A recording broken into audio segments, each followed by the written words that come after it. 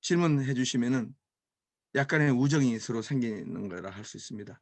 자, 기도하겠습니다. 아버지 하나님 감사합니다.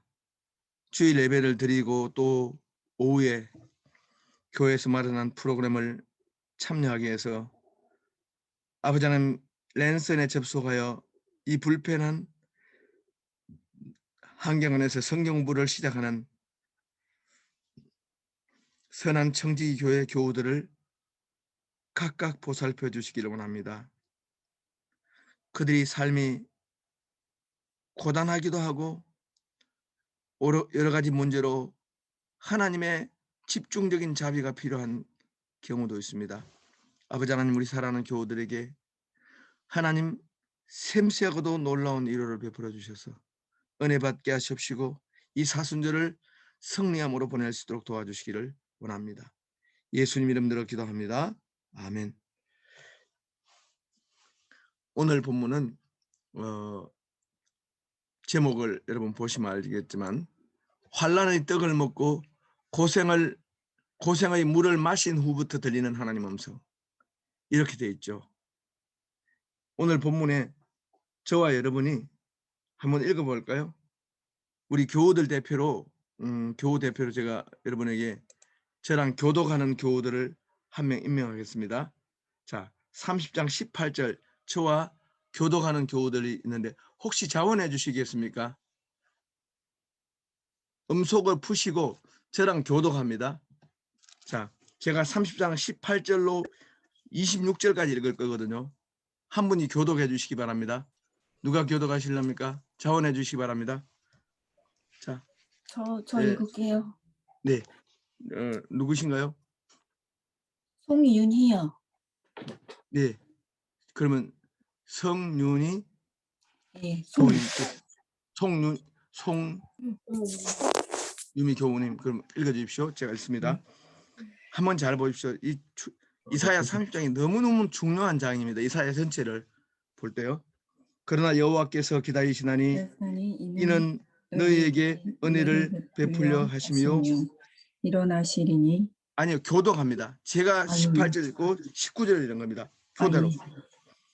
저랑 교대였습니다. 그러나 여호와께서 기다리시나니 이는 너희에게 은혜를 베풀려 하시며 일어나시리니 이는 너희를 긍휼히 여기려 하심이라.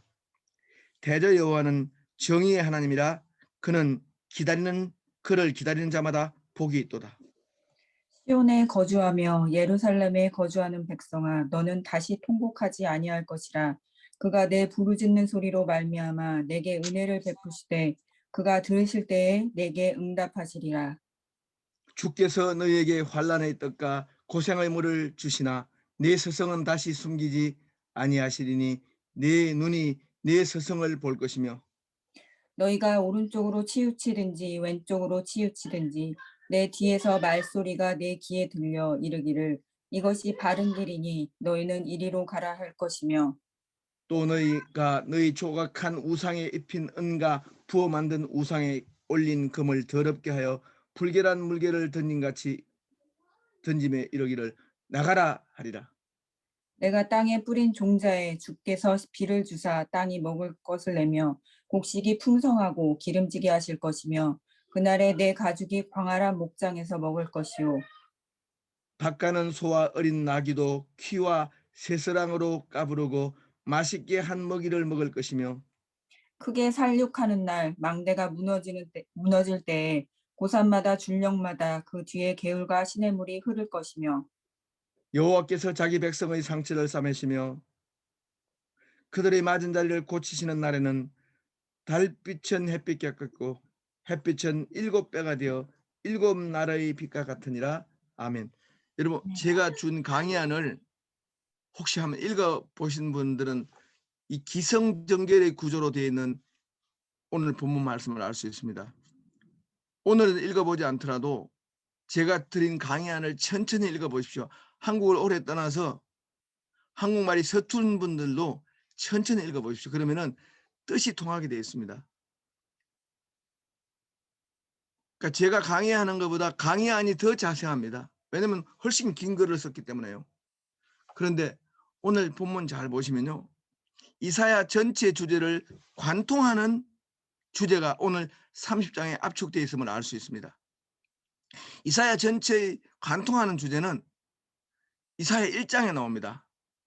이스라엘아 들으라, 내가 자식을 키웠건만 내 자식은 내게 rebellious sons, rebellious children, 반역하는 자식이 되었구나. 내가 올바른 토라의 말씀으로 너희를 가르쳐 나와 동행하게 가르쳤는데 너희들은 뒷걸음치는구나. 그리고 너희들은 내가 너에게 준 살 길 토라의 말씀을 버리고 계명의 말씀을 버리고 우상 숭배와 함께 물러나고 넘어지고 자빠지고 매를 맞는구나. 근데 온몸에 상처가 다 났다. 발바닥부터 정수리까지 몸에 성한 곳이 하나도 없구나. 이게 이사야 1장이거든요. 이 1장. 이게 1장이에요. 1장. 1장 16절 17절까지 가는 거거든요. 그런데 오라 18절에 오라 벨로나자, 너희 죄가 주홍같이 붉을지라도 눈처럼 희게 하겠다. 요 초청이거든요. 그러니까 하나님이 이스라엘 백성을 만신창이가 된 삶의 공경에서 건져내서 힐링, 치료해 주시겠다는 약속이란 말이에요. 그 이사야 전체의 주제거든요. 자, 이사야 전체의 주제는 이겁니다. 하나님에게 반역하여 하나님이 가르치신 진리의 길을 배반하고 뒷걸음치다가 만신창이가 되어버린 이스라엘 백성, 그 만신창이가 되어버린 이스라엘 백성을 불러서 치료해 주겠다고 약속하는 말씀이 바로 이사야 전체를 관통하는 주제입니다. 그러니까 이사야 전체 주제는 이겁니다. 하나님과 이스라엘의 행복한 시작. 하나님은 이스라엘의 아버지, 이스라엘은 하나님의 자녀입니다. 행복한 시작이죠. 근데 이스라엘이 애돌레센트 스테이지, 그 사춘기에 들어가면서 하나님이 주시는 계명, 하나님만 예배하고 사는 삶보다 화려한 우상을 따라가는 삶이 낫다고 믿어서 사춘기 때 방황하기 시작합니다. 그래서 하나님과 아름다웠던 언약적 밀월 관계가 깨어집니다. 그래서 기성입니다. 성. 완전히 파탄 났습니다. 그런데 파탄의 끝에 하나님을 버리고 떠났던 이스라엘의 뒷걸음칠 이 우상 숭배의 길은 이스라엘을 풍요의 길로 이끈 것도 아니고 이스라엘을 샬롬의 길로 이끈 것이 아니라 완전한 몸에 성한 곳이 없이 상처와 매맞음과 심판과 징계를 받아서 이제 재기불능의 파탄으로 굴러떨어진 겁니다. 이게 기성전입니다. 전. 반전. 그런데 하나님은 이렇게 하나님의 계명을 버리고 온갖 하나님이 아닌 모든 것과 연합해서 실험을 했습니다. 하나님이 아닌, 하나님 빼고는 전부 다 믿어보았습니다. 하나님 빼고는 모두 다 사랑해보았습니다. 마약도 먹어보고요. 돈도 사랑해보고 이성과의 플러테이션, 성적인 탐욕도 해봤습니다. 낚시도 해보고요. 데스밸리에 미친 듯이 시속 200km로 드라이빙도 해봤습니다. 이 모든 것 다 했는데 삶이 궁핍해지고 데시메이션, 초라해지고 몰락, come to nothing, 아무것도 없는 걸로 몰락되어 있습니다. 그때 그 몰락된 상태가 뭐냐면은 하나님이 하나님을 버리고 하나님과 덩지고 척지고 살았던 이스라엘의 그 삶의 중간 요약이 30장, 너무 기가 막힌 표현으로 나옵니다. 30장 보세요. 30장 18절 전에 17절 보세요. 30장 17절로 한번 읽어주세요. 한번 읽어주십시오. 이거 너무너무 중요한 구절입니다. 37절. 그러니까 하나님과 척지고 덩지고 우상을 숭배하고 하나님 아닌 모든 것들과 깊이 우정을 나누었더니 어떻게 됐는지요? 30장 17절요. 한 사람이 꾸짖은즉 1000사람이 도망하겠고 5이 꾸짖은즉 너희가 다 도망하고 너희 남은 자는 겨우 산 꼭대기에 깃대 같겠고 영유의 기호 같으리라 하셨느니라. 야, 여러분, 아멘. 산에 찢겨진 깃발이 펄럭이는 거 보셨어요? 여러분, 팔로마 천문대에 가면은 깃발이 흔들리잖아요. 우리나라 태극기라든지 이런 어떤 국기 이런 것이 흔들리잖아요. 근데 찢어진 깃발이 흔들리는 걸 보셨어요? 바람에, 큰 봄에. 이스라엘이 그런 존재라는 거죠. 그러니까 산 꼭대기에 깃대가 꼈고 산마루 위에 기치 같았다. 그러니까 산 꼭대기 산마루에 동정심을 자아내는 너무너무 강력하게 몸부림치면서 못 살겠다고 호소하는 상황입니다. 여러분, 이건 언제 상황이냐면요. BC 701년에요. BC 701년에 이 상황이 있었습니다. 아수르 제국의 산헤립이라는 왕이요. 예루살렘을 3년간 포위했습니다. 3년간 예루살렘을 포위하니까 예루살렘은 물과 양식이 다 떨어졌습니다. 히스기야 왕은 물을 마련하기 위해서 실로암 망대공사라는 기가 막힌 토목공사를 합니다. 기온샘이라고 하는 고도가 높은 샘물에서 물을 끓여다가요, 아랫목으로 갔다가 다시 수도를 예루살렘으로 올리는 공사입니다. 이 말은 뭐냐면 수도를 이렇게 하는 겁니다.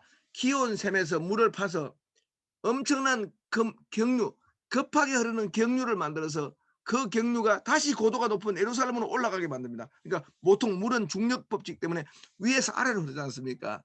그런데 위에서 아래로 흐르는 중력 법칙을 극복하려면 엄청나게 강한 에너지를 가진 물이 내려와야 됩니다. 엄청난 급류로 물이 쏟아지게 해서 갑자기 엄청난 양의 물이 가는 수로를 통하여 상류로 올라가야 됩니다. 그게 바로 히스기야 실로암 터널 공사입니다. 너무 유명한데 지금 여러분은 예루살렘에 가면은 관광 가이드가 460m 정도 되는 깊고 캄캄한 수로를 걸어가 보게 할 겁니다. 물이 지금도 칼칼칼 흐릅니다.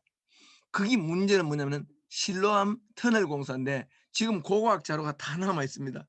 그게 무슨 공사나 하면은 이런 공사입니다. 기온샘에서 물을 급류를 파다가 가느다란 안반 수로를 만들어서 그 안반 수로를 타고 물이 급격하게 흘러서 다시 예루살렘으로 올라가서 예루살렘 시민들이 포위를 당하는 동안에 먹는 겁니다. 그게 바로 물입니다. 물. 그런데 그때 물이 너무 적게 나와서 환란의 뜻과 고생의 물, 환란의 뜻과 고생의 물은 뭐냐면 산헤립이 3년 동안 포위해서 밖에 나가지 못하니까 사람들은 인육을 먹고 아주 가느다란 작은 음식 200g으로 하루 종일 사는 겁니다. 200g으로 200칼로리로 하루 종일 삽니다. 된장찌개가 800칼로리입니다. 순두부찌개가 900칼로리. 그게 계란이 이렇게 들어가면요. 그런데 200칼로리면 고구마 작은 거 한 뿌리 정도밖에. 그걸 먹고 보통 저 같은 남자가 2100칼로리를 소비해야 됩니다. 하루 신진대사량은 2000칼로리 전후입니다.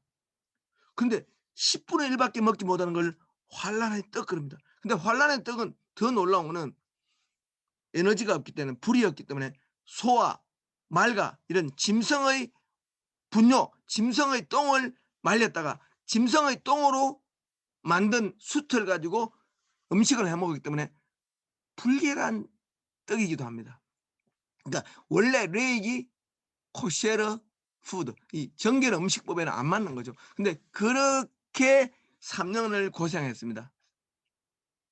그렇게 3년 동안 고생한 그 끝에 처음으로 그토록 하나님의 말씀을 거역하고 그렇게 하나님과 척지고 등지고 살던 유다 백성이 하나님의 말씀이 이제 귓가에 들려오고 마음에 사무쳐 오는 걸 느끼면서 힐링을 경험하고 7배 밝은 태양빛으로 치료를 경험하는 이야기입니다. 끝은 참 좋죠.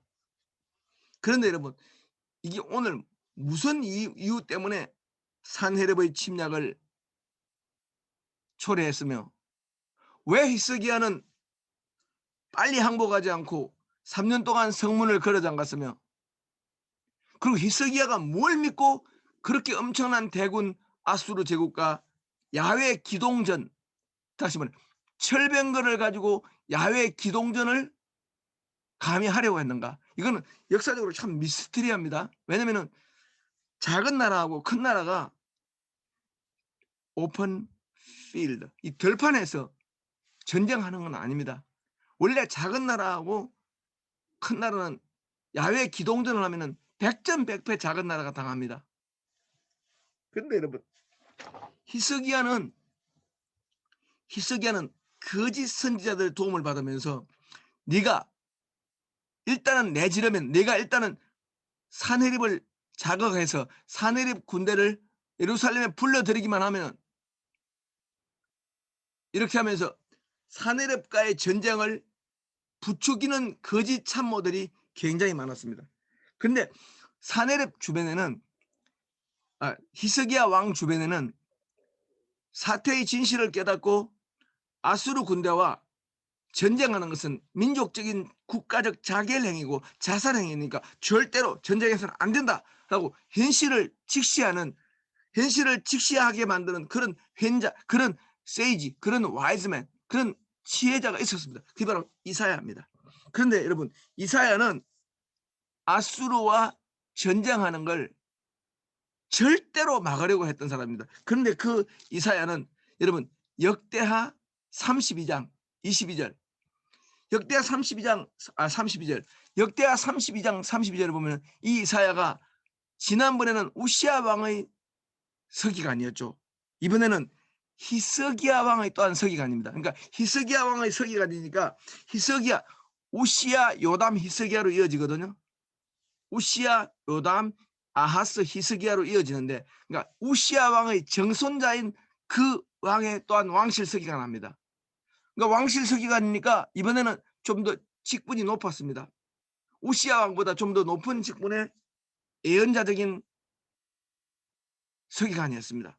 우시야 왕 때와는 다른 국제적 안목을 완전히 꿰뚫고 사태를 아는, 뭔가를 아는 이런 멋진 높은 영적 경륜을 가진 분입니다. 그런데 그 이사야를 제껴두고 이사야를 왕따시키고 우시야 왕, 아하스 왕이 이사야를 왕따시키고 자기들의 귀에 맞는 아첨하는 말들만 듣는 사람들을 참모를 모았습니다. 그래서 29장 보면요, 29장에 너무 놀라운 부분이 나옵니다.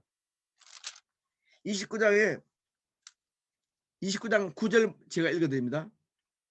너희는 놀라고 놀라라. 너희는 맹인이 되고 맹인이 되라. 그들의 취함이 포도주로 말미암음이 아니며 그들의 비틀거림이 독주로 말미암음이 아니라 대저 여호와께서 깊이 잠들게 하는 영을 너희에게 부어주사 너희 눈을 감기셨으니 그가 선지자들과 너희의 지도자인 선견자들을 덮으셨다. 이 말은 뭐냐면 히스기야 왕을 둘러싸고 있는 선지자들과 선견자들의 영적인 눈을 가려버렸습니다.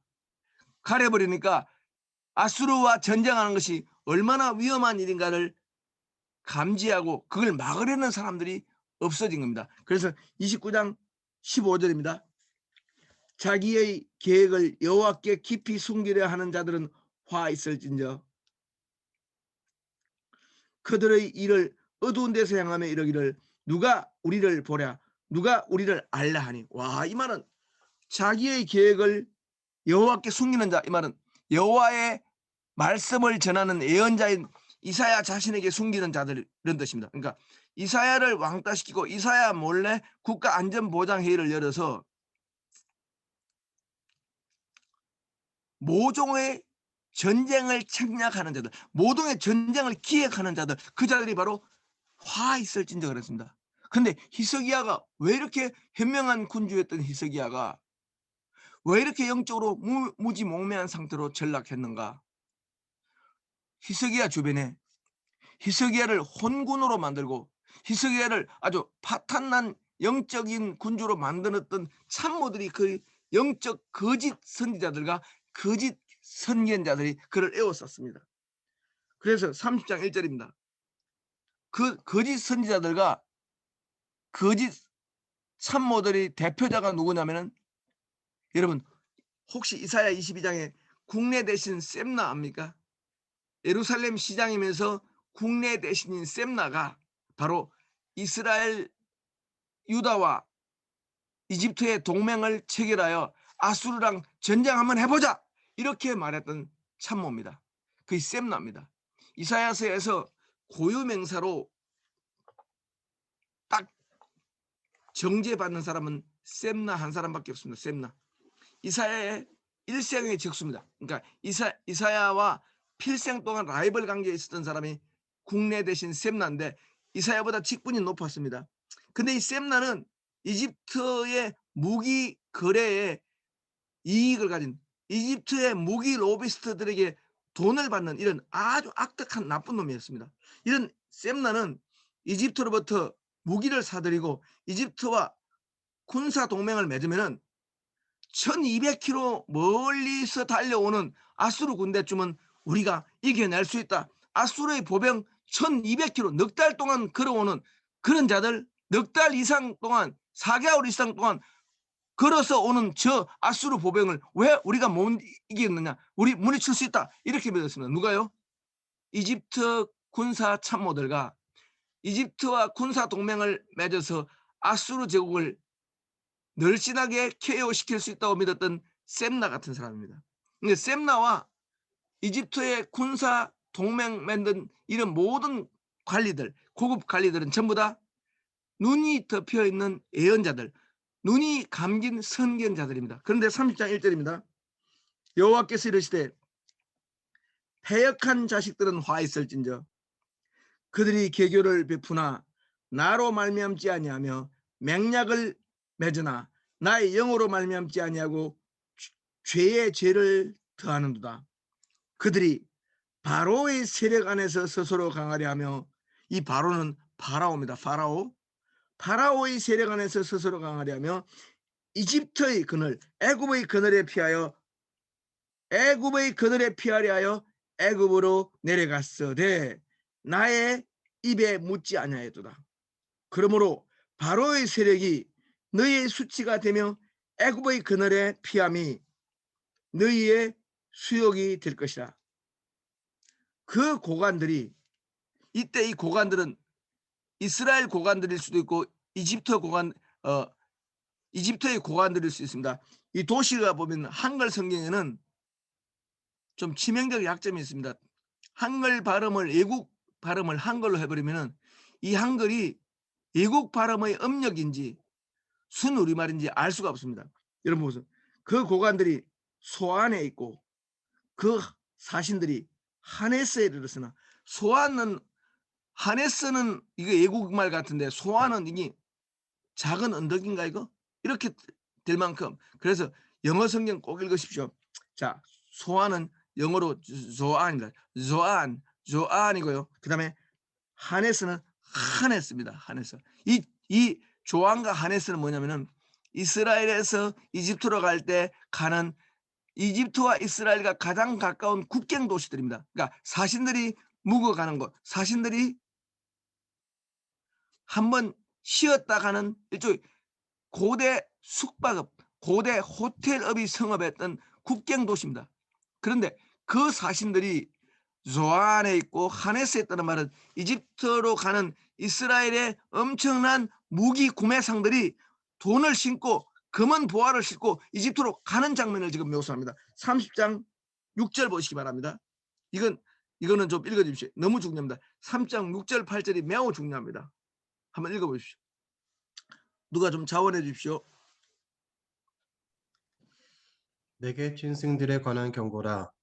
사신들이 그들의 재물을 어린 나귀 등에 신고 그들의 보물을 낙타 안장에 얹고 암사자와 숫사자와 독사와 및 날아다니는 불뱀이 나오는 위험하고 공고한 땅을 지나 자기에게 무익한 민족에게로 갔으나 애굽의 도움은 헛되고 무익하니라. 그러므로 내가 애굽을 가만히 앉은 라합이라 일컬었느니라. 이제 예. 가서 좋습니다. 예, 말씀하세요. 이제 가서 백성 앞에서 서판에 기록하며 책에 써서 후세에 영원히 있게 하라. 예, 뭘요? 이집트로 내려갔다가 재기불능의 파탄을 당한 이 사실을 영원히 잊지 마라 이런 뜻입니다. 그래서 여러분 우리 모세오경에서 두 번째 책이 뭐죠? 모세오경의 두 번째 책이 뭡니까? 출애굽기잖아요. 출애굽기는 뭐죠? 이집트로부터 탈출하라는 이야기 아닙니까? 그죠? 그러니까 이집트는 이스라엘에게 항상 신뢰받을 수 없는 동맹을 의미했고요. 도와준다고 했다가 내빼는 사람이었고요. 그러니까 약속을 지키지 못하는 unfaithful 비즈니스 파트너를 할 수 있어요. 여러분들도 사업해 보면은 비즈니스 파트너의 그 신실하지 못함 때문에 엄청난 고난을 자초하죠. 제가 아주 옛날에 들었던 이야기입니다. 1900년대 1990년대 들었던 이야기인데 진짜 LA에서 있었던 일입니다. 한국에서 사업을 하고 사업 파트너를 속이고 미국으로 도망온 사람을 그 사업 파트너가 끝내 찾아내서 만나가지고 복수하는 이야기입니다. 굉장히 무서운 이야기인데 스케리한 이야기입니다. 그런데 문제는 여러분 이집트는 이스라엘과 거리가 70km에서 가장 옛날 그 가자가 지금 그 팔레스타인 자치정부가 있는 가자가 옛날에 이집트 땅이었거든요. 시내 반도는 다 이집트 땅이니까 이집트와 이스라엘은 쉽게 말해서 200km에서 300km 정도 아무리 멀어도 그렇게밖에 안 떨어집니다. 근데 아수르 바벨론은 1200km, 1300km 멀리 떨어졌습니다. 그러니까 지리적으로는 이스라엘이 이집트라는 큰 그런 종주국에 의존하는 것이 낫습니다. 그런데 이스라엘의 많은 정치가들은 우리 한국이 중국의 4대 정책을 펼쳤다는 그런 이집트 4대 정책의 신봉자들이었습니다. 그러니까 이집트의 무기, 이집트의 군사력, 이집트의 방족 이런 것들이면 그먼 1200km 너머에서 오는 저 바벨론 아수르 군대 물리칠 수 있다 이렇게 믿었습니다. 근데 그때 기록에 보면은 아수르 왕이 가장 그 당시 최신 벤처 같은 왕의 마차 전쟁 수레를 타고 이집트까지 공격을 하려면 왕의 수레를 타고 35일 걸렸다고 돼 있어요. 그러니까 얼마나 뭡니까? 왕의 수레를 타고 35일 만에 도착하는 이집트랑 아수르가 전쟁을 하러 온단 말이죠. 그러니까 이건 미쳐도 보통 미친 거 아니죠. 그러니까 이 인간의 욕심으로는 설명할 수 없어요. 고대인들이 그렇게 먼 거리를 가면서 왜 전쟁을 했는가? 지금 생각해 보면 이해가 안 되죠. 근데 지금 그때 그 기록을 보면 다 이해가 돼요. 전쟁할 만한 이유는 다 있었어요. 여러분 지금 이란인 페르시아 있죠. 페르시아. 이란 인도 직전에 페르시아가 있지 않습니까? 이란 넘어가면 인도가 나오고 인도 넘어가면 중국이 나오는데 그러니까 이란은 아시아 쪽으로 완전히 아시아 쪽으로 엄청 많이 나온 미들 이스트거든요. 그러니까 far east 극동아시아 쪽으로 막 치우쳤단 말이에요. 이게. 근데 이란 사람들인 페르시아가 어떻게 30만 명을 데리고 페르시아 군주 다리우스가 무슨 이유로 저 그리스까지 가서 전쟁을 하냐고요. 이해가 돼요? 이해 안 되죠. 그런데 페르시아 전쟁 역사를 보면은 정말 이해가 돼요. 지중해 무역로를 장악하기 위해서 그 당시 지중해 무역로를 장악하면 항구를 장악하면 엄청난 정말 천문학적인 부를 획득하는 거거든요. 두로와 시돈 한번 보세요. 두로와 시돈 엄청난 항구 도시죠. 그다음에 그리스는 그 당시 모든 항구 도시를 전부 다 장악하고 있었어. 그리스가요. BC 480년 490년대는 완전히 그리스 전성시대예요. 여러분 그래서 지금 터키 지역 있죠. 터키 지역. 그러니까 옛날에 전부 다 그리스 사람들 땅입니다. 지금 터키가 옛날에 전부 그리스의 영토였어요. 그러니까 그리스 철학자들 우리가 아는 그리스 철학자들 전부 다 그리스 사람. 지금 본토 그리스 사람 아닙니다. 탈레스도 전부 다 터키 사람이고요. 대부분이 우리가 알고 있는 그리스 철학자들은 오늘날 터키에 살던 사람, 터키 남부 지방 이오니아 지방에 살던 사람이에요. 거기가 터키 사람들 땅이 아니라 그리스 땅이었어요. 그 그리스가 터키, 레바논, 시리아 이쪽까지 다 지배하니까 페르시아 사람들이 히말라야산, 타클라마칸 이런 엄청난 사막과 고봉 줄령을 넘어가지고 무역하러 갈 수 없으니까 평지가 많은 지중해로 나올 수밖에 없어요. 근데 그 지중해를 전부 다 그리스 사람들이 장악하고 있으니까 전쟁할 수밖에 없죠. 2,500km가 넘는 거리를 넘어서 배 타고 말 타고 와서 전쟁을 했거든요. 참 고대인들의 전쟁도 마찬가지입니다. 왜 아수르는 1,600km 걸어서 35일 걸리는 왕의 가장 빠른 소리로 35일 걸리는 이집트까지 와서 기어코 공격하는가? 지중해 일대의 무역 항로를 장악하기 위해서입니다. 그러니까 고대인들은 오늘날 무역 항로는 뭐하고 있습니까? 석유, 다이아몬드, 금, 모든 고급, 모든 주식 다 가진 거나 마찬가지입니다. 고대인들 사이에서 무역 항로를 장악하는 것은 오늘날 우리가 생각하는 부의 원천을 완전히 독점하는 거랑 똑같아요. 그러니까 35일 달려서 오는 그 이집트까지는 약 2,000km가 되거든요. 1,800km. 1,800km를 보병들로 하여금 걷게 만들어서 전쟁하는 거거든요. 그러니까 고대인들의 전쟁은 장난삼아 하는 것이 아니라 정말 죽고 사는 문제가 걸려서. 그런데 여러분 팔레스타인은 여러분 지도 보세요. 지도를 보면요. 이 세상에서 지중해만큼 기가 막힌 바다가 없어요. 지중해는 바다는 바다인데 호수 같은 지중해의 모든 지역은 모든 면이 전부 다 충족해요. 지중해의 제일 끝은 카르타고, 사하라, 이디오피아. 지중해 오른쪽은 그리스, 이탈리아. 지중해 동쪽은 이스라엘, 이집트. 그런데 이집트 이 지중해를 싸고 도는 도시가 터키인데 터키 바로 위에 이라크, 다시 말해서 아수르 제국과 바벨론 제국과 바벨론 제국 너머에 이란이 있는데 문제는 이란, 바벨론 제국, 페르시아 제국, 이라크 제국 이 모든 이런 나라는 동쪽으로 아시아로 한나라로 진나라로 갈 수가 없어요. 너무너무 지형이 안 좋기 때문에요. 엄청나게 힘들어요. 그런데 오늘날 이즈미르라고 하는 터키, 그 터키의 이즈미르, 옛날 에베소, 이즈미르에서 중국 시안까지 12,000km입니다. 12,000km 비단길인데 그거는 대규모 무역 항로가 갈 수가 없어요. 길이 너무 안 좋기 때문에요. 그런데 고대 군주들은 돈이 엄청 필요했거든요. 왜요? 자기 관료들을 먹여 살리려면 내가 힘있는 군주인 걸 입증하기 위해서는 반드시 전쟁에서 약탈 경제적으로 엄청난 이윤을 남겨야 돼요. 그러니까 고대 군주들도 스트레스가 보통 받은 게 아닙니다. 여러분 고대의 군주들이 왕이니까 그냥 가만히 있으면 막 기생 그 여종들이 와서 붙여주고 그런 거 아닙니다. 고대의 군주들은 정말로 힘들었습니다. 왜? 군주 바로 밑에 뭐가 있습니까? 제후들이 있고 칼을 가진 무장병력을 가진 신하들이 있습니다.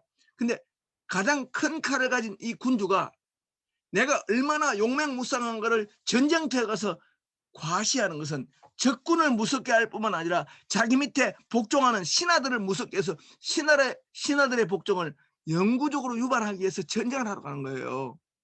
그러니까 전쟁은 진짜 다목적적인 프로젝트였단 말이에요. 고대 군주. 이게 고대 군주들은 35일 동안 달려도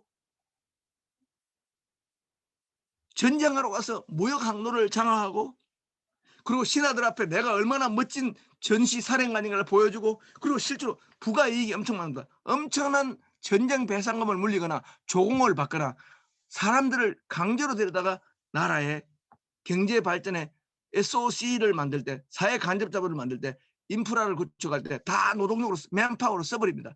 그러니까 전쟁은 고대 사회에서 엄청난 이익을 남기는 그러니까 해적들의 약탈 행위 경제적 상거래 행위, 이 모든 합법과 불법을 다 합한 활동이 고대인들의 전쟁인데, 문제는 이 전쟁이 하나님 앞에서 하나님의 계명에 순종할 때는 이런 전쟁이, 대규모 전쟁이 일어나지 않게 막아주세요, 하나님은.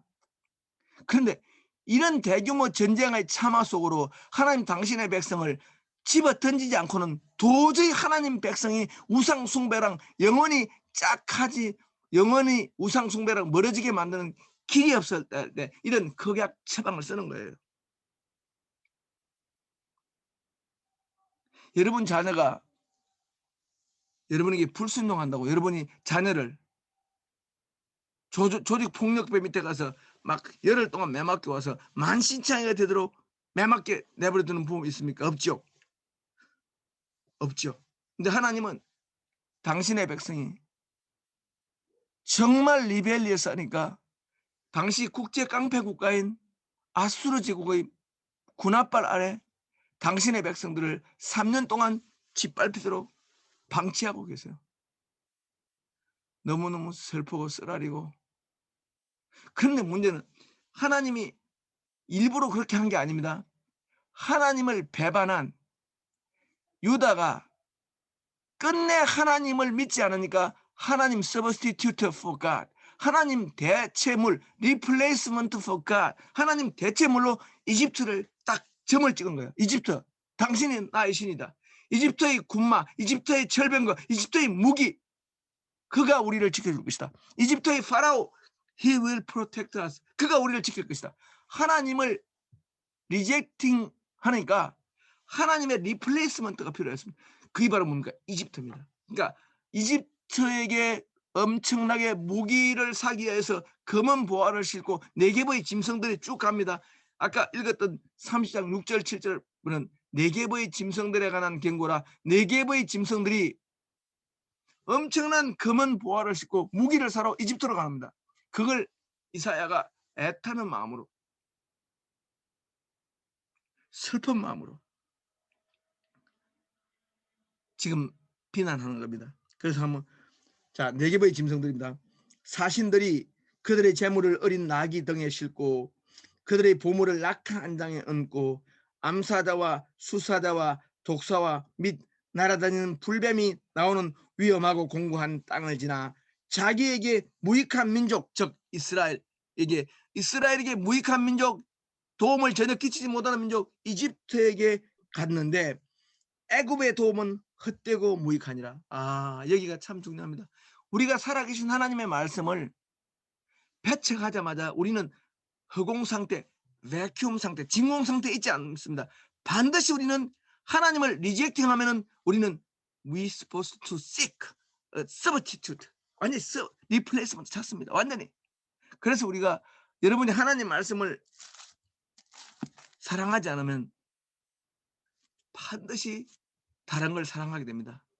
그러니까 여러분이 하나님에게 몰두하지 않고 하나님의 포커스 되어 있지 않으면 여러분의 정신, 여러분의 마음은 포커스 할 걸 찾게 됩니다. 리플레이스먼트를 찾게 돼 있어요. 그게 바로 아이돌, 우상입니다. 우상.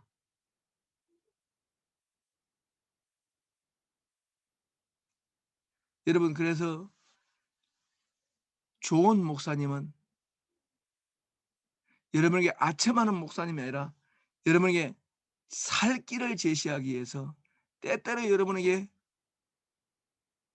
피 맺힌 절규를 토해내는 목사도 되는 겁니다. 왜냐하면 진짜 나는 내 영혼이, 우리 성도의 영혼이, 나는 사람들이 몰려와서 큰 교회 목사가 되는 것이 내 관심이 아니야. 나는 우리 교회 교우 한 사람 한 사람이 모두 다 하나님의 토라의 말씀을 지키고 하나님의 복음을 영접해서 생명의 능력을 맛보기를 원해. 우리 교회가 커져서 재산이 많아지고 세력이 많아지는 그게 아니라 우리 교우 한 사람 한 사람의 행복이 내게 가장 the most important priority, 가장 중요한 프라이어리티야. 이렇게 말하는 목사가 이사야 같은 목사예요. 이사야는 바로 그렇게 본 거예요. 그러니까 이사야는 셈나 같은 사람이 아니, no. 이집트랑 동맹 맺으면 괜찮아. 1200km 달려오는 왕의 수레로 35일 동안 달려와야 될 아수르 왕 사네립 우리가 물리칠 수 있어? 우리가 딜할 수 있어? 이집트의 철병거가 얼마나 좋은데, 이집트의 말이 얼마나 빠른데, 여차하면 도망가면 되지. 말 타고. 이게 바로 말 타고 도망가면 된다는 말이 바로 본문에 나옵니다. 우리가 말을 타고 도망간다는 말이 셈나의 말입니다. 이사야 22장에 셈나가 말합니다. 내가 여차하면 말 타고 도망가면 되지. 이런 식의 말을 합니다. 그러니까 결국은 뭐냐면은 이사야는 이집트에게 하나님이 이스라엘 백성을 출애굽, 이집트를 의존하지 말고, 이집트의 고기 가마에 의존하지 말고, 이집트의 군사력에 의존하지 말고, 이집트를 피난처 삼지 말고, 이집트를 나와서 가나안 땅으로 가라고 끌고 나온 그 이집트 땅으로 다시 되돌아가려고 하는 이 하나님의 자녀들을 패역한 백성, 출애굽의 기억을 망각하는 사람들, 출애굽의 기억을 배반하는 자들, 너무너무 하나님이 마음이 많이 괴로워졌습니다. 그래서 오늘 본문에 이집트의 세력안에서 피난처를 찾고 구원을 찾으려는 자들은 패역한 자들이다. 이들은 환애굽, returning to Egypt children이다. returning to Egypt children, rebellious children, 반역하는 백성은 바로 뭐라고요? 우상 숭배적인 이집트로 내려가서 거기서 살 길을 찾으려는 자들이다. 그게 바로 하나님이 마음이 쓰라렸습니다. 31장 1절 제가 읽겠습니다. 이사야 31장 1절입니다. 도움을 구하려 애굽으로 내려가는 자들은 화 있을진저 그들은 말을 의지하며 병거의 많음과 마병의 심히 강함을 의지하고 이스라엘의 거룩하신 이를 앙모하지 아니하며 여호와를 구하지 아니하나니. 바로 그 자들이 어디 갑니까? 그 자들이 네게보의 짐승들의 낙타의 나귀의 검은 보화를 싣고 이집트의 무기를 사러 갑니다. 그래서 8절입니다. 30장 8절입니다. 이제 가서 백성 앞에서 서판에 기록하며 책에 써서 후세에 있게 하라. 야, 여러분, 이게 얼마나 놀라운 사건이냐면요. 주전 701년이거든요. 주전 701년인데 진짜 야외 기동전이 벌어집니다. 그런데 이스라엘 왕 중에서 다른 나라의 역사책에 이름이 나오는 왕이 한 3명 정도 있어요. 3명. 다른 나라의 역사책에 이스라엘 왕의 이름이 나오는 게 3명인데 그 중에 한 명이 가장 인상적으로 기록된 사람이 히스기야 왕이에요. 히스기야 왕은 산헤립이라고는 이 당시 아수르의 침략군 산헤립의 원정 일지에 지금도 이 사람의 기록은 여러분이 번역된 한글을 볼 수 있어요. 고대 근동 문학 선집이라는 책에 보면요. 고대 근동 문학 선집에 제임스 프리차드가 쓴 책이에요. 이거 장신대 들어온 사람은 다 읽은 책이에요. 이 책에 산헤립의 원정일지라는 문서가 있어요. 그 문서의 제목이 블레셋 원정 이런요. 그러니까 아나 필리스티아. 블레셋 원정이라는 말은 그 당시 고대인들에게는 이 이스라엘 땅을 블레셋 사람들이 사는 땅으로 봐서, 왜? 블레셋이 항구를 다 가지고 있었거든요. 블레셋의 3대 항구가 있었어요. 블레셋의 3대 항구가 지중해 다른 지역으로 무역할 때 엄청 중요했기 때문에 블레셋 항구 이름 중심으로 유다 원정을 떠났는데, 유다는 원래 무역할 때 별 도움이 안 되는 땅이에요. 내륙 지방이었거든요. 예루살렘은 아무 문제가 없어요. 여기 무역 항로가 아니거든요. 근데 이스라엘이 산헤립의 유다 그 팔레스타인 침략 앞에 조공을 안 바치고 버텼어요. 여러분, 조공을 안 바치고 버텼다는 말은 뭐냐면 이건 굉장히 고대인들 국가 사회에서 너무너무 unusual한 거예요. 조공을 안 바치는 거예요. 고대 모든 나라들은요, 반드시 동맹 관계 안에 들어가야 돼요. 참 특이하죠. 지금 우리가 우주를 보세요. 우주에 보면은 더 큰 질량과 중력을 가진 큰 항성의 중력 궤도를 따라 도는 플래닛. 그러니까 항성이 있고 행성이 있잖아. 그러니까 태양은 항성입니다. 우리 태양계는 수금, 지하, 목토, 천해, 명왕성은 최근에 탈락되어 있습니다. 수성, 금성, 화성, 지구, 그 다음에 목성, 토성, 이게 해왕성, 천왕성, 이게 태양계를 따라다니는 플래닛이잖아요. 플래닛. 이걸 행성이라고 합니다. 행성. 행성은 항성, 큰 질량을 가지고 중력을 가진 항성의 궤도를 따라 돕니다. 그러니까 우리는 태양계 가족입니다. 그죠? 고대의 국가들도 천문학적 우주 중력 질서를 그대로 본받았습니다. 큰 나라가 하나 있고 그 큰 나라의 궤도를 따라 도는 작은 나라였습니다. 이거는 굴욕이 아닙니다. 작은 나라와 큰 나라가 사는 방식입니다. 작은 나라가 큰 나라에게 조공을 받았습니다. 1년에 2차례. 이걸 조공 그렇게 말합니다. 트라이뷰트. 그 다음에 작은 나라를 봉신이라 그러고 큰 나라를 종주라 그럽니다. 종주. 그래서 이걸 종주 봉신 조약 그렇게 말합니다. 근데 유다는 그 당시에 유다는 자기 아버지 유다 히스기야 왕의 아버지가 히스기야 왕 아버지가 아하스입니다. 아하스. 이 아하스 왕이 아수르와 종주 봉신 조약을 맺었습니다. 열왕기하 16장 10절 보세요.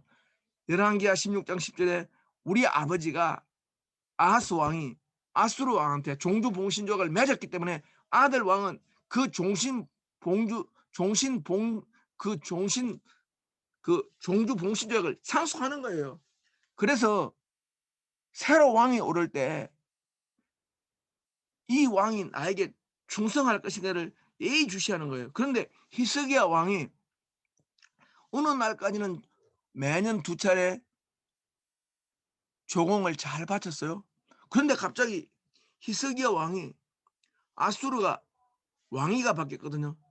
아수르 왕위가 바뀌었어요. 사르곤 왕, 에사랄돈 왕에서 갑자기 아주 좀 약간 패기가 없는 아주 조모래기 같은 왕이 산헤립이라는 왕이 오르는 걸 보면서 아주 상당히 좀 이렇게 근육맨이었던 히스기야가 보니까 저는 존재감이 없는 왕이 되네 하면서 갑자기 새로운 왕이 오를 때 조공 관계를 끊었어. 일방적으로. 이건 진짜 고대 사회에서는 너무너무 무시무시한 변칙독인 행동이었어요.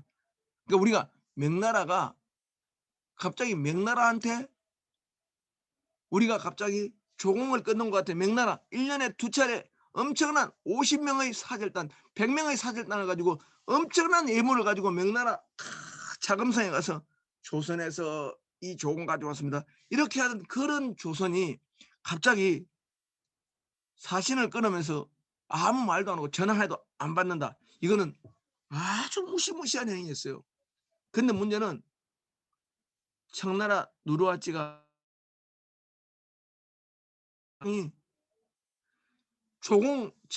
명나라한테 조공을 받지 말고 우리나라한테 우리 이제 새로운 나라 우리 청나라한테 조공받지 하니까 조선의 인조가 끝까지 그렇게 하지 못했어요. 그래서 병자호란이 일어나는 거거든요. 그렇게 국제관계가 엄숙했단 말입니다. 근데 조공을 안 바쳤다는 말은 뭐죠? 큰 고양이 앞에서 쥐가 갑자기 평소에 계속 쫓기던 쥐가 큰 고양이를 보고 가필드 미국 만화에 나오는 그 가필드 같은 그런 큰 고양이를 보고 미키마우스 같은 조그만 쥐가 야 한번 붙어보자 이렇게 덤비는 거고 똑같은 거예요. 그러니까 쥐가 fear instinct 두려움의 그 본능을 잃어버리면 고양이랑 막 붙는 거거든요. 그러니까 입은 미키마우스급 작은 쥐였고 사내립은 가필드 같은 엄청나게 뚱뚱한 살찐 고양이, 포식자 고양이였어요. 근데 히스기야 왕은 조그마한 생쥐였어요. 근데 생쥐가 조공을 안 보내고 4년 동안 버팅겼어요. 4년 내내 아수르에서 전화가 왔어요. 야, 히스기야 조공 바쳐라. 히스기야는 아주 조공을 안 바칠 뿐만 아니라 시민을 뚝 뜨면서 아수르 제국에게 줄을 서던 모든 작은 나라들을 다 정복해가지고 너희들이 이제 아수르한테 조공받지 마. 고대 나한테 전부 다 조공 바치면서 자기가 패권자인 것처럼 팔레스타인 시리아 일대에서 왕으로 군림하는 거예요. 자기가. 그게 히스기야입니다. 히스기야가 블레셋 정복했죠.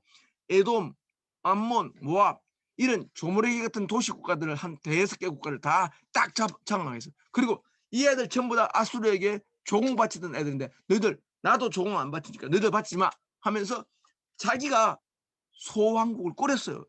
일종의. 그게 히스기야 작은 제국 실험이에요. 히스기야가 그런 사람이에요.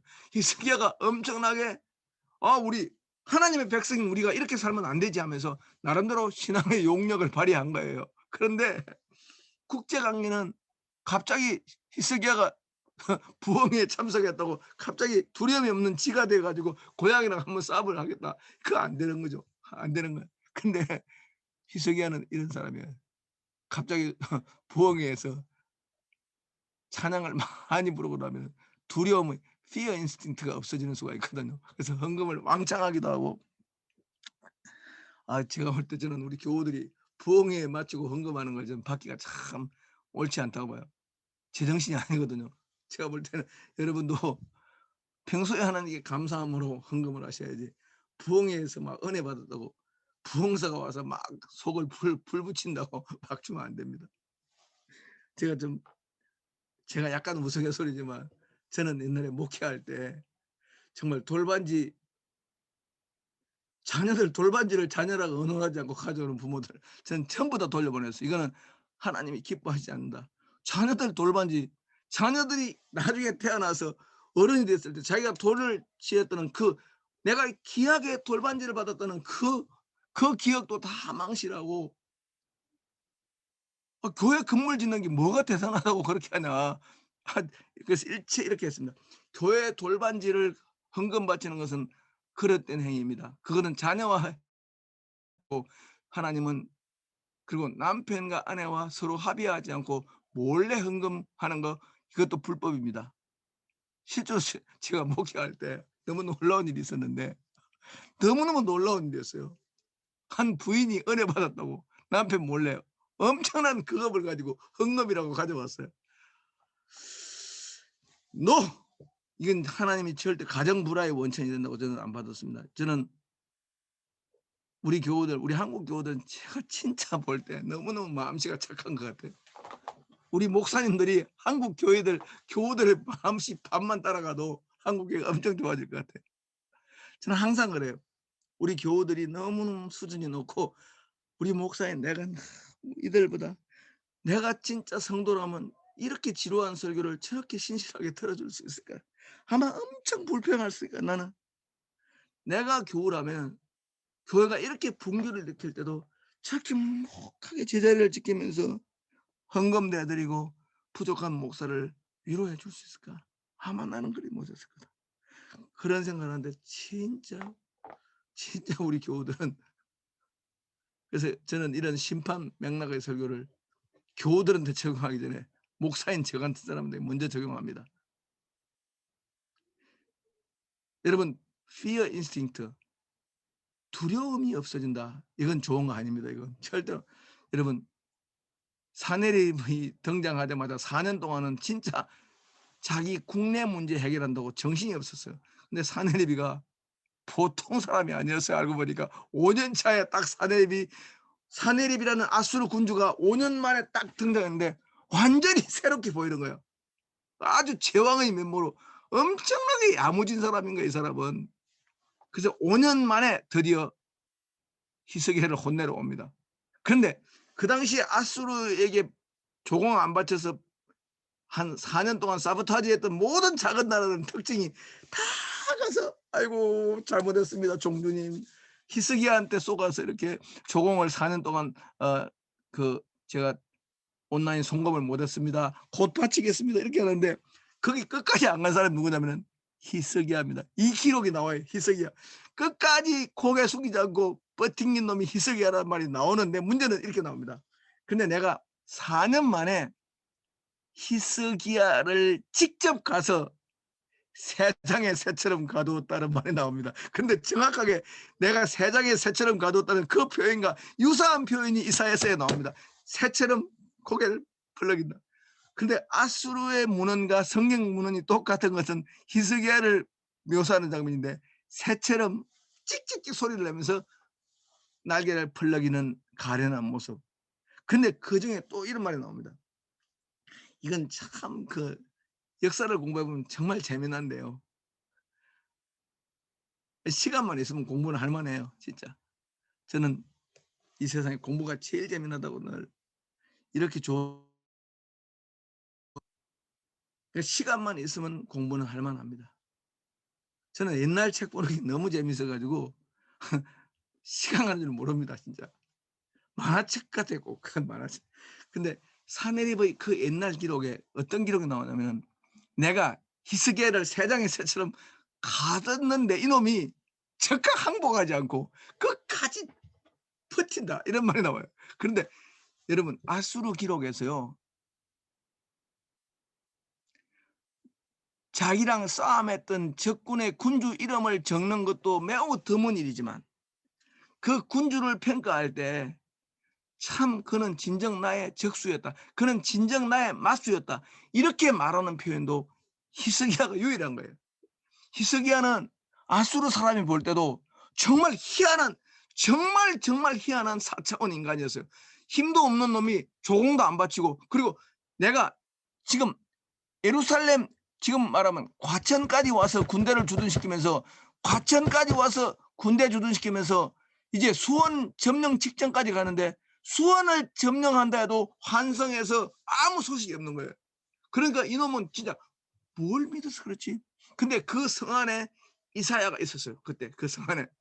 물론 이사야는 있었지만 이사야는 이 히스기야의 이 무모하고도 이 엄청난 용감 무쌍한 fear instinct, 두려움 상실한, 두려움을 느낄 수 있는 감정을 상실한 이런 희한한 왕과 그 3년 동안 갇혀 있었어요. 예루살렘 성에 히스기야 왕이. 히스기야와 이사야가요. 그런데 이 사내립이 가만히 보니까 저놈이 도대체 뭘 믿고 저렇게 완강할까? 조공 4년 동안 조공 안 바친 거에 대해서 미안하다 마음 I am sorry도 없지 지금. 그 다음에 내가 지금 1200km 건너서 말 타고 이렇게 빠른 수레를 타고 혼내러 왔으면 해초리를 들고 아이고 종주님 저 해초리 좀 때려주세요. 잘못했습니다. 빌어도 내가 용서해 줄까 말까 하는데 성문 닫아놓고 농성전을 벌리고 있으면서 계속 지금 아예 전화를 해도 안 받는다. 이런 놈이 세상에 어디 있냐. 그런데 실제로 이집트가 너무너무 거짓되게 약속을 지켰어요. 이집트가 군대를 보냈는데 찔끔 보냈어. 찔끔. 군대를 찔끔 보내고 아주 싸움을 할 의사도 없는 비겁한 군대를 보내가지고 엘테크라고 하는 넓은 들판에서 전쟁이 붙었는데 아수르 사네립의 철병거와 이집트 유다 연합군의 철병거가 붙었는데 졌습니다. 대패했습니다. 어디 있었냐면 쉽게 말해서 이런 겁니다. 파주, 장단, 개성에서 졌다 생각하면 돼요. 파주, 장단, 개성이 평야거든요. 지금 여러분 개성, 파주, 장단이 평야 지역이에요. 여기서 전쟁이 됐는데 서울로 오지 못하고 저렇게 서해안에서 그 예루살렘 직전에 있는 큰 성인 라기스 성이라는 성이 있어요. 라기스. 그러니까 고대 이스라엘 지형을 보면 알아요. 왜 바로 예루살렘으로 왜 진격하지 못했는가? 사내립 군대가 지중해 해변을 따라서 평지를 따라서 거대한 마차가 왔기 때문에 예루살렘으로 올라가면 해발 700m 올라가야 되거든요. 해발 700m 올라가는 마차 있을 수가 없잖아요. 고대. 그러니까 이들은 평지를 따라서 어디까지 갔냐면 저 서해안을 통해서 저기 지금 말하면 외곽순환도를 타고 부천 지나서 안양 가서 청계산 앞으로 갔다가 과천과 수원 가서 수원 그 당시 가장 큰 수원 우리나라로 말하면 수원성에 해당되는 성이 라기스 성이에요. 라기스 성. 이 라기스 성에서 라기스 즉 다시 말해 예루살렘에서 한 60km 정도 떨어지는 성에서 예루살렘을 딱 보니까 히스기야가 농성전을 하는데 물이 다 떨어져 가지고 인분으로 떡을 구워 먹으면서 계속 이렇게 막 농성하면서 나오질 않는 거야. 이렇게 하면서. 그러니까 그 장면을 이사야가 직접 자기가 지켜본 거거든요. 찢겨진 깃대가 펄럭이듯이 펄럭이고 있었다. 환란의 떡과 고생의 물을 3년간 먹었다. 이게 히스기야가 직접 자기가 참여한. 그런데 그때까지는 끝까지 이집트를 숭배하고 이집트 군말을 믿고 이집트의 빠른 말을 믿고 이집트의 철병을 믿었는데 이집트 군대랑 유다 연합군이 엘테크라는 그런 평야에서 전쟁에서 전멸당했거든요. 우리식 한반도로 말하면 파주입니다. 여러분 지금 한국 기억나죠? 파주 장단 개성. 그러니까 이집트는 전혀 도움이 안 됐죠.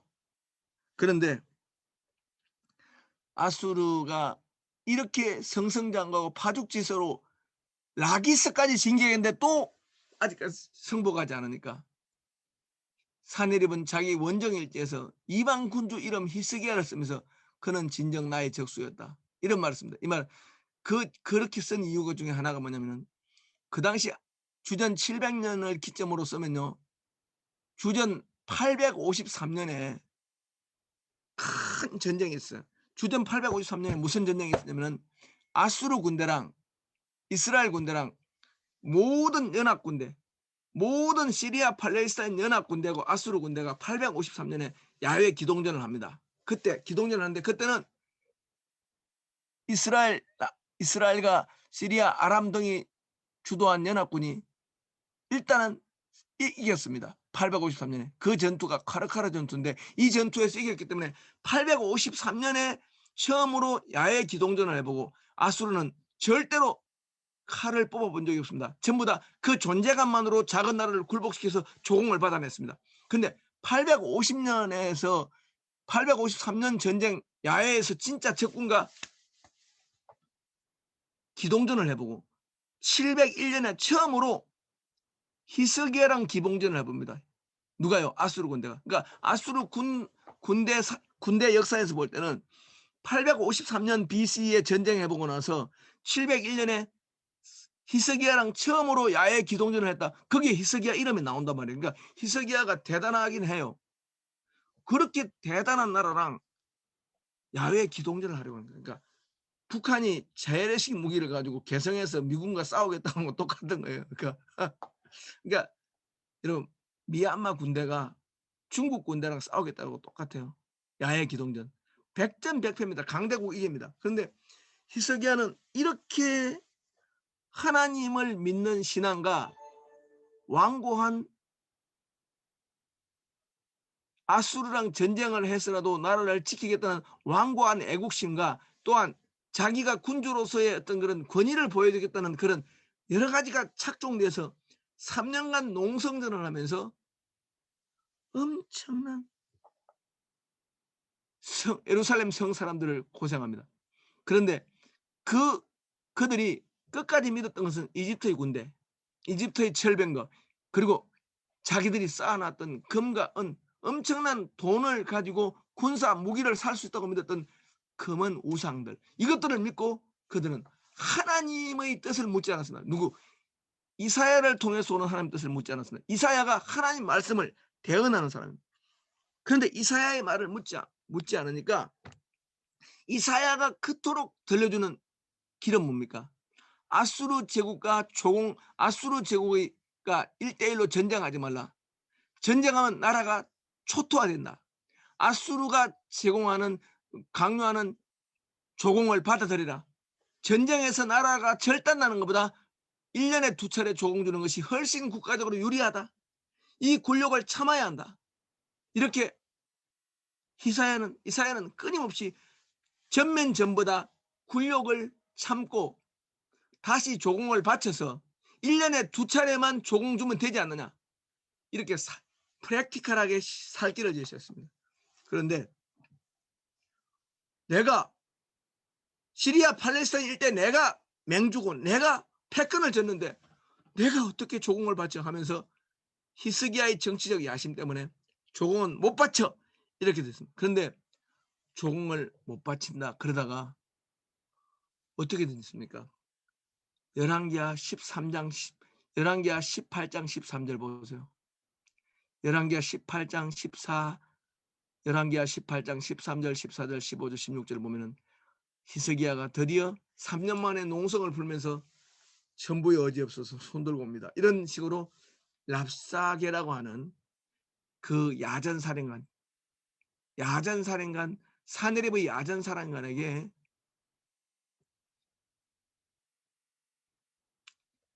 은 300달란트,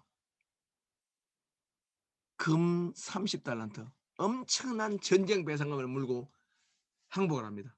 그래서 예루살렘 성은 멸망당하지는 않습니다. 그러니까 우리는 히스기야가 완고함은 있지만 끝까지 농성전을 펼쳤기 때문에 예루살렘 성이 망하지 않은 것, 그거는 나름대로 성과가 있습니다. 그러나 히스기야는 그 사이에 인육을 먹는 사태가 벌어졌고 불결한 음식을 먹었고 고생의 떡을 먹으면서 이집트랑 동맹 맺었던 것이 얼마나 잘못된 것인가를 쓰라리게 경험했습니다. 그래서 다시는 이집트에게 도움을 요청하는 일은 절대로 하지 않겠다는 결심을 합니다. 그게 바로 뭡니까? 30장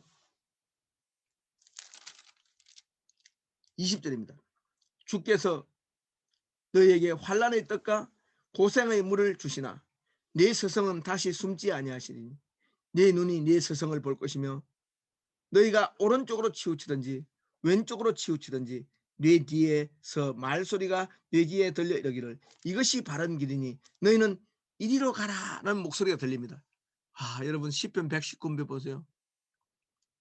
시편 119편 67, 73절. 내가 고난 당하기 전에는 그릇 행하였더니 이제 내가 주의 율례를 배웁니다. 고난 받는 것이 내게 유익이라 내가 주의 율례를 알아듣습니다. 여러분 고생의 떡과 환난의 떡과 고생의 물, 이것은 우리가 불순종의 끝에 얻었던 쓰라린 삶의 지경입니다.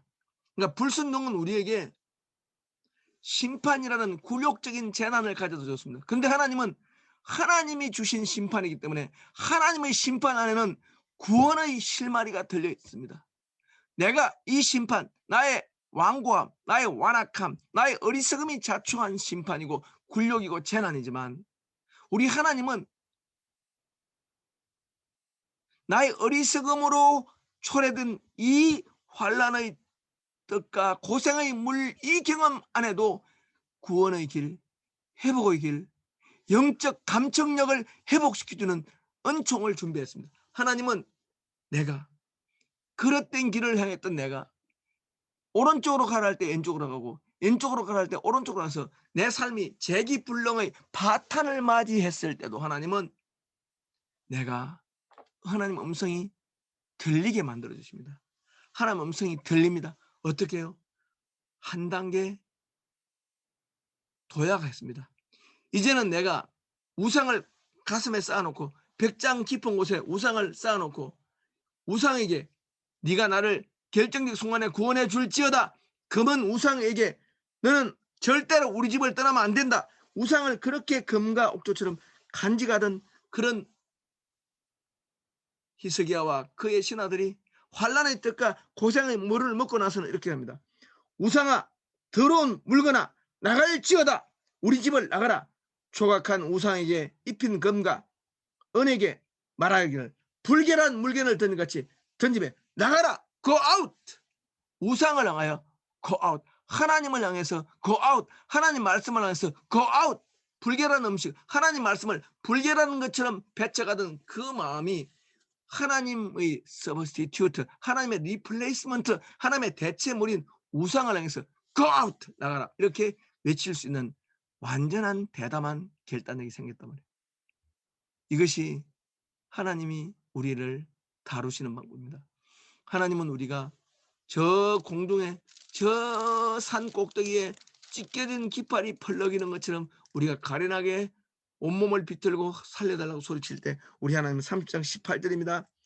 여호와께서 기다리시나니 이는 은혜를 베풀려 하시며 여호와께서 뭐 할 때까지 기다립니까? 우리가 굴복하여 우리가 환난의 떡을 먹고 고생의 물을 마셔서 살려달라고 소리칠 때까지 기다리십니다. 그래서 19절입니다.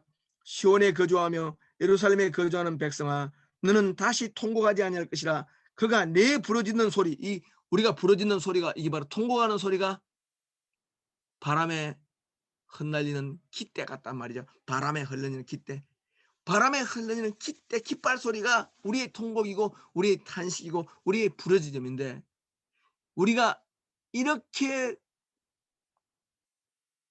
산 꼭대기에 흩날리는 깃발처럼 우리가 온몸으로 내 전심으로 하나님께 도와달라고, 구원해달라고 부르짖을 때까지 기다리셨다가 이 부르짖음이 일정한 임계점에 도달하고 나면 우리 하나님은 일어나시나니, 이제 한 단계 더 역동적인 은혜입니다. 그냥 기다리시는 것은 수동적인 하나님의 은혜입니다. 근데 우리 하나님은 이제 뭡니까? 일어나시리니 이는 너희를 긍휼히 여기려 하심이라. 대저 여호와는 정의의 하나님이시라. 우리 하나님 내 안에 하나님의 의가, 하나님의 정의가 관철되도록 일어나십니다. 하나님은 앉아서 기다리셨다가, 우리 하나님은 앉아서 기다리시는 단계가 있고 일어나서 나를 앉아서 기다렸다가 넌지시 내 비참함이 하나님을 찾도록 아우성치도록 기다렸다가 내가 그 부르짖음을 임계점까지 가져가면 하나님은 일어나셔서 긍휼을 베풀어 복원해 주십니다. 회복시켜 주십니다.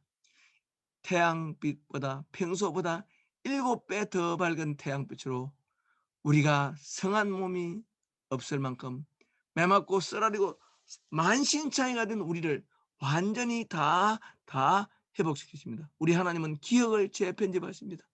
내가 쓰라렸던 내 얼룩, 내가 정말 도말하고 싶은 과거의 나의 모든 수치스러운 과거를 리에디팅, 재편집해 주십니다. 그 정도가 아닙니다.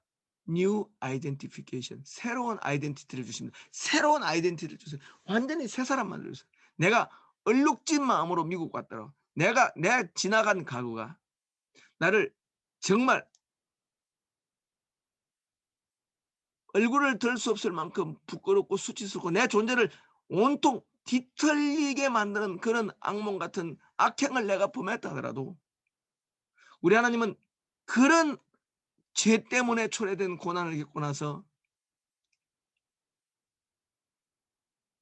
하나님의 목소리를 다시 들을 수 있는 영적인 그 감청력을 회복한 이 속삭이는 하나님의 음성을 듣고 이것은 바른 길이니 이 길을 가라, 그 말이 들리는 영적 가청 끝내에 들어오는 그런 성도들을 끝내 소생시키시고 치료하시고 7배 더 밝은 태양으로 치료를 해주십니다. 여러분, 이게 하나님입니다. 하나님은 정말 좋으신 분입니다. 하나님은 정말 좋으신 분. 저는 이런 하나님이 우리 하나님이고, 우리가 주일마다 예배하는 하나님, 우리가 아침마다 예배하는 하나님, 우리가 아침마다 찬양하는 하나님은 이런 하나님입니다. 우리를 재기불능의 파탄에 집어드셔서 내가 이제 희망이 없다고 소리치는 그 지점에 굴러떨어질 때, 환난의 뜻과 고생의 물을 마셨을 때, 그때 비로소 하나님의 음성이 들려옵니다. 그리고 우리는 내가 품속에 품고 살던 우상을 불결한 것으로 선언하며 나가라! 라고 하면서 하나님을 영접을, 우상이 있던 그 마음에 하나님을 웰컴, 영접합니다. 예수님을 웰컴합니다. 그러면 뭡니까? 7배 더 밝은 태양으로 여호와께서 자기 백성의 상처를 싸매시며 우리가 땅에 뿌린 모든 종자가 풍성한 열매를 맺게 하시고 우리의 가축이 때로 번성하게 하시고 우리의 재산과 우리의 모든 것들이 다 번성하여 원수를 전쟁하지 않고 제압할 수 있는 실력을 갖추게 됩니다.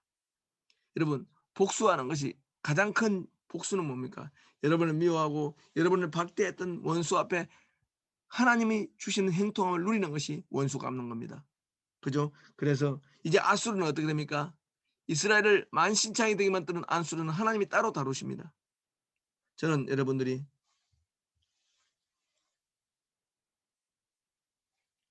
히스기야처럼 완고하고 완악한 사람이 아니라고 믿습니다. 그렇지만 때때로 여러분들도 크고 작은 일로 하나님의 말씀을 배척하고 금은 우상을 가슴에 쌓아놓고 하나님을 배척하고 금은 우상에게 나를 구원해달라고 소리치는 우상 숭배적인 애굽으로 내려가는 환애굽적인 이런 패역의 본성이 여러분을 시험에 들게 할 수 있습니다.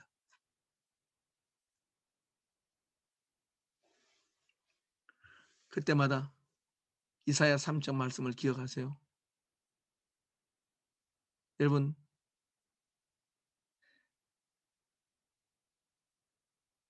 인생은요, 성실하게 살아본 사람은요, 지금 하나님 말씀이 들려올 때입니다. 지금 환난의 뜻과 고생의 물이 뭔가를 여러분들은 금방 알지 않습니까? 하나님 말씀은 지금도 살아 역사하십니다. 지금도 운동력이 있습니다. 왜 그렇죠? 하나님이 살아계시기 때문에 하나님의 입에서 나온 말씀도 살아있는 거죠. 그래서 저는 하나님 말씀이 살아있는 걸 저는 진짜 믿습니다. 여러분 모두가 주의 음성을 내가 들으니, 이 찬송, 그 찬송 많이 부르시기 바랍니다. 주의 음성을 내가 들으니. 또 우리가 주의 음성과 관련된 찬양 많죠. 저는 아침에 산에 올라갈 때 주의 음성을 내가 들으니, 얼마나 행진곡 같은 찬양 아닙니까? 주 음성에는 더 기쁨 없도다, 이 찬송도 있고요. 많죠.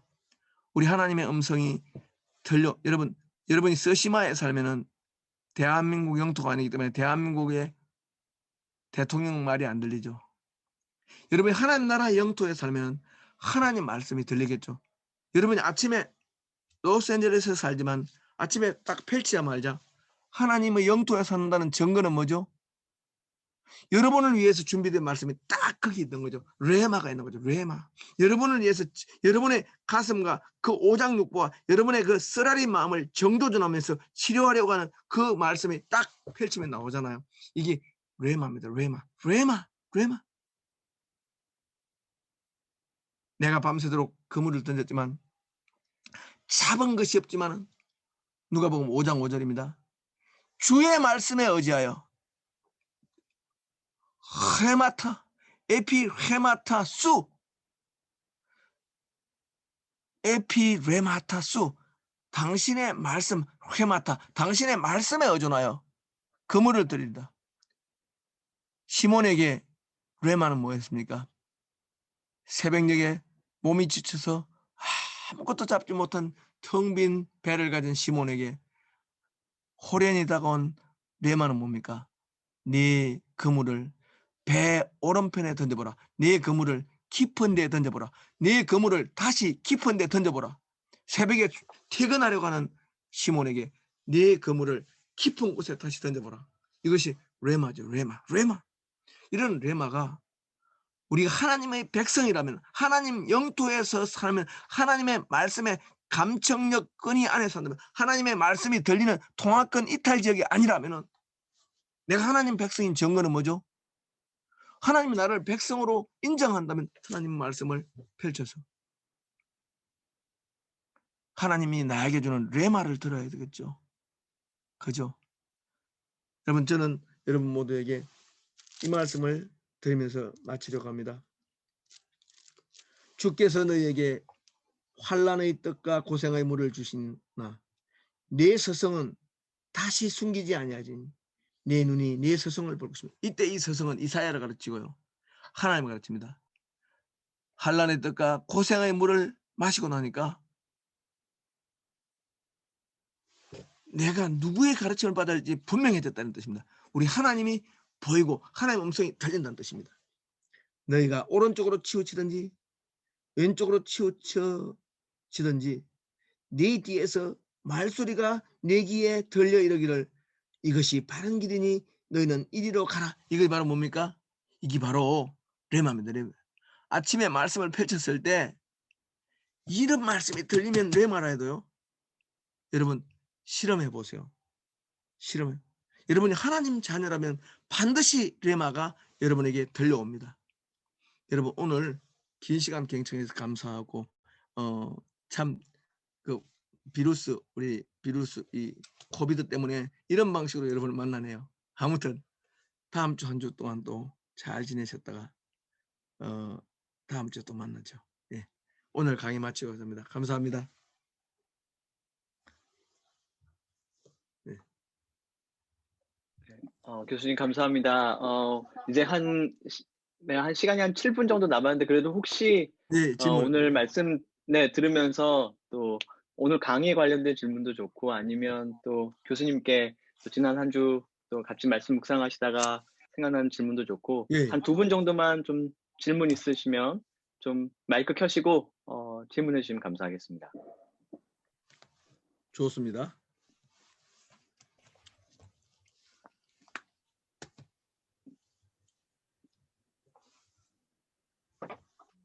질문도 좋고 아니면 코멘트도 좋습니다. 들으시면서 느꼈던 마음도 좋습니다.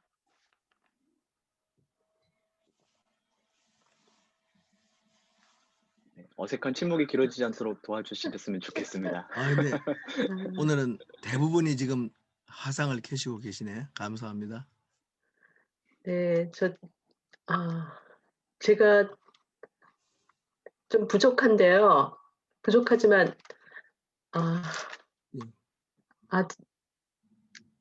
들리시나요? 들립니다. 네네. 예. 그러니까 저의 그 짧은 하여튼 근데 히스기야는 유대 몇 대 왕 중에 그 선왕으로 알고 있는데요. 네네. 교수님은 별로 히스기야 왕에 대해서 그렇게 뭐라고 할까 그렇게 호평을 하시지 않고 굉장히 아까 완악한 인물로 이렇게 표현을 하셨거든요. 히스기야가 선하다는 인상은 여러분이 역대하를 읽어서 그래요. 역대하 32장을 읽어서 그러거든요. 역대하 32장 34장 히스기야의 좋은 면만 주로 말했고 열왕기상하나 이사야를 읽으면 히스기야의 민낯이 나옵니다. 히스기야는 이겁니다. 히스기야는 경건했지만 완고한 왕이다. 이렇게 말하면 됩니다. 그러니까 히스기야를 좋은 왕이라고 한 어떤 그 사람들은 성서학자가 아니라 어떤 목사님들이 목적을 위해서 히스기야의 한 부분을 집중 클로스하는 거죠. 그러니까 히스기야는 얼룩이 있는 믿음의 영웅이었다 이렇게 보면 됩니다. 근데 히스기야의 가장 큰 패착은 두 가지입니다. 아수르와 전쟁하기 위해서 이집트와 동맹 맺은 그 가장 큰 잘못, 두 번째 잘못은 바벨론과 동맹 맺기 위해서 또 금은 보화를 다 보여준 것. 그러니까 여러분 이사야 39장 읽어보세요. 히스기야가 어떻게 경거망동을 했는가. 그런데 이 히스기야를 훨씬 후대에 쓴 사람들, 역대하 기자는 히스기야가 이런 장면은 다 빼고 대체로 좋은 부분만 부각시켜서 역사를 재구술한 책이 역대기입니다. 역대기. 여러분 역대기는 모든 이스라엘 왕들을 전부 다 일종의 포토샵 처리를 해줍니다. 다윗과 솔로몬이 특히 다윗은 열왕기상하나 사무엘상하를 읽으면 굉장히 민낯이 다윗의 민낯이 다 나오죠. 사무엘하 11장부터는 그죠? 근데 사무엘하 11장부터 다윗의 민낯이 나오는데 역대기에 가면 다윗은 바세바를 만난 적도 없는 걸로 나옵니다. 그럼 왜 이렇게 역사가 됐을까요? 역사의 기술은 취사 선택을 할 수밖에 없습니다. 그러니까 독자에게 우리 다윗 조상님의 모든 인간적 면모를 총천연색으로 보여주려고 그러면은 사무엘상하고 열왕기상하를 읽으면 돼요. 그런데 우리 다윗이 바벨론 귀한 포로들인 우리한테 이 성전을 지어주지 않았다면 우리는 뭘 믿고 살았을까? 이 성전이야말로 최고다. 성전에 대한 그 비중이 엄청 커졌을 때는 다윗과 솔로몬은 엄청 약간 약점들은 다 가려줍니다. 이 말은 뭐냐? 우리 하나님이 우리의 허물을 가려 주신다. 우리가 한 선한 업적 중심으로 우리 과거를 재해석해 주실 수 있다. 이런 여지를 남기기 때문에 우리가 내가 얼룩도 있고 실패도 있지만 하나님은 우리를 때때로 우리에게 유리하게 선택적 기억을 해 주실 수 있다.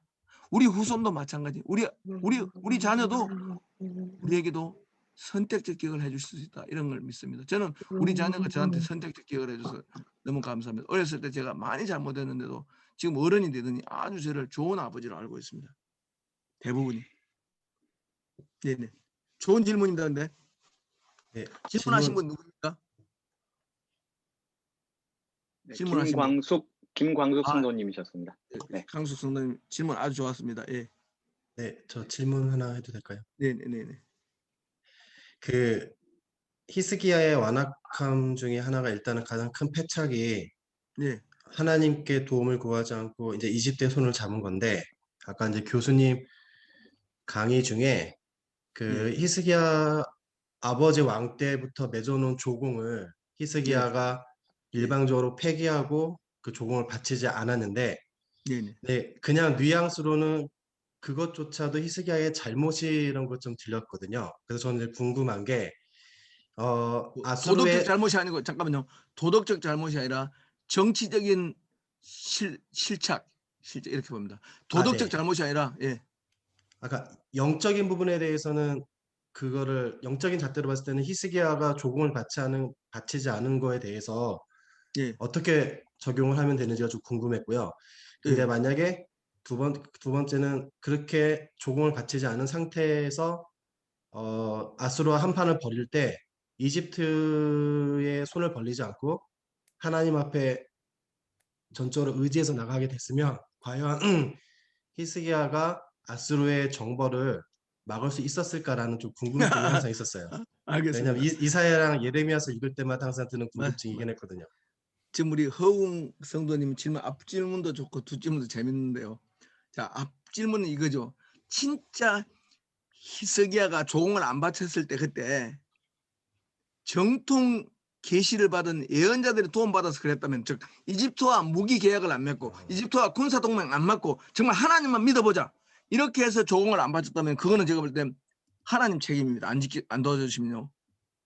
그렇게 한 것이 아니라 압도적으로 이집트 셈나 같은 이사야 라이벌의 그런 어떤 말을 듣고 이집트와 군사 동맹을 맺고 나서 그 일을 했기 때문에 패착인 거죠. 패착. 그런데 문제는 만일에 하나님만 믿고 전적으로 조공을 안 바쳤다면은 하나님이 지켜주셔야만 됐다고 보고요. 하나님이 지켜주셨습니다. 이사야 그 열왕기하 19장에 가면 지켜주시고 이사야도 보면 지켜주는데요. 자, 그런 경우는 히스기야가 최선을 다했지만 제국의 야욕, 제국의 탐욕이 극에 달했을 때는 하나님은 이스라엘 백성을 징벌하는 데까지 갔지만 이스라엘을 징벌하는 그 하나님의 의도를 뛰어넘어 제국 자체가 자기의 아젠다를 가지고 자기의 탐욕을 가지고 하나님 백성을 괴롭힐 때는 하나님 이번에는 그 제국을 아주 쾌욕시킵니다. 그래서 후자 그 우리 허웅 성도님 그 말씀은 열왕기하 19장을 보시 이사야 37장을 보시면 됩니다. 이사야 37장에는 열왕기하에는 없는 내용이 있는데 그 하나님께서 이사야가 이렇게 은 300달란트, 금 30달란트라고 하는 엄청난 내용의 조공을 바치고 굴욕을 당했는데 초가 응징하려고 다시 군대를 보내서 아주 제2차 포위를 할 때는 하나님 그때는 참지 않습니다. 그때는 18만 5천 명의 아수르 군대를 범람을 징계합니다. 그러니까 그거는 아주 좋습니다. 하나님의 백성에게 교육적 목적으로 징계를 허용하지만 하나님은 그러나 제국이 하나님의 목적을 뛰어넘어 자기 아젠다를 관철하려고 할 때 하나님은 그 제국을 이제는 징벌하신다. 예, 그게 제 대답입니다. 예. 그러면 사내립의 1차